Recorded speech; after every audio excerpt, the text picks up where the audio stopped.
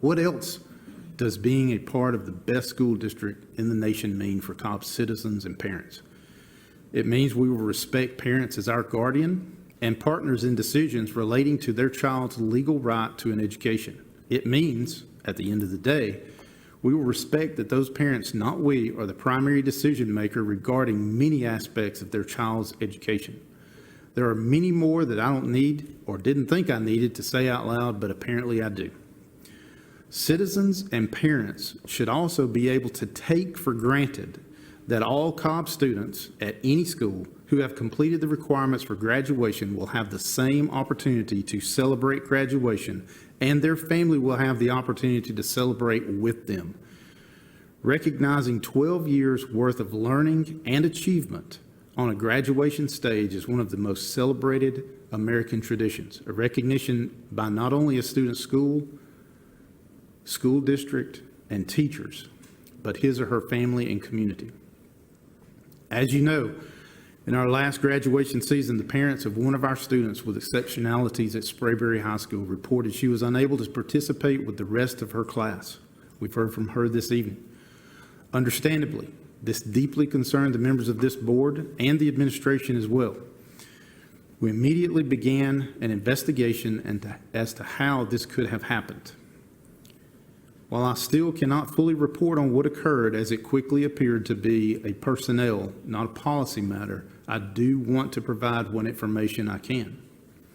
After it occurred, board members Chastain and Saylor spoke with Sprayberry High School parents and staff.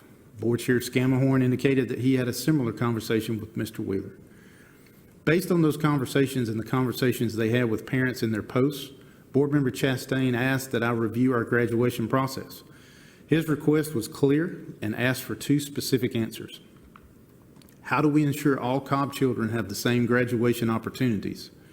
And how do we ensure staff and parents of Cobb's special needs students who know the specific needs they may have input into the decision as to whether and to what extent they will participate graduation celebrations? He also asked that I provide the board with guidance about whether the answers to those questions are best answered through policy or operations of the district. I can answer the last question first and easily. The district has had processes in place which answer both questions, and when followed, ensure every Cobb student has access to the same graduation opportunities. What occurred in this instance was not a failure of policy, but appears to be the decision made by an individual employee. Perhaps with the best intentions, that should have been made by a parent. Without getting into personnel details, it is being handled as a personnel and professional matter. That is as much as can be said about it publicly at this time. To answer Mr. Scammahorn, Mr. Wheeler, Mr. Chastain, and Ms. Saylor's second question, students with exceptionalities have the same opportunity to participate in graduation celebrations upon meeting graduation requirements. For years, parents of special needs students across the county have been consulted by staff to make sure their child's unique needs are taken into account by staff who organize our graduation. As virtually all exceptionalities have unique aspects, each of these students and their families may request a different accommodation. For example, some families may wish for their student to be present in a ceremony with their class, but their student's exceptionality would result in the student finding the loud celebrations and light flashes deeply upsetting.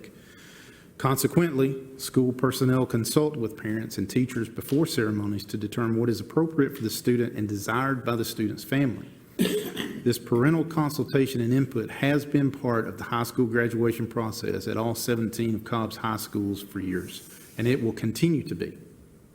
Again, while I cannot say more about the experience of the Rich family at this year's Sprayberry ceremony at the present time, I can say this.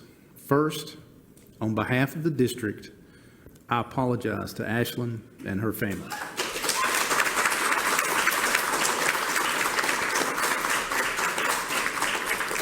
It does not matter how well-intentioned it appears a decision was made for a family that should have been a parental decision.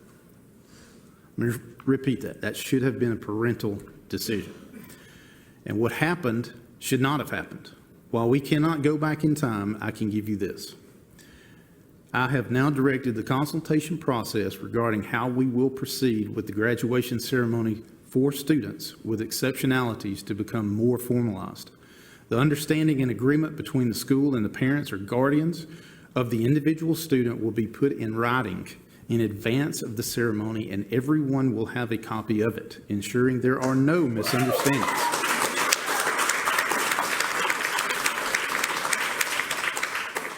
And no employee is making a decision without the clear input of a parent or guardian of a student with an exceptionality.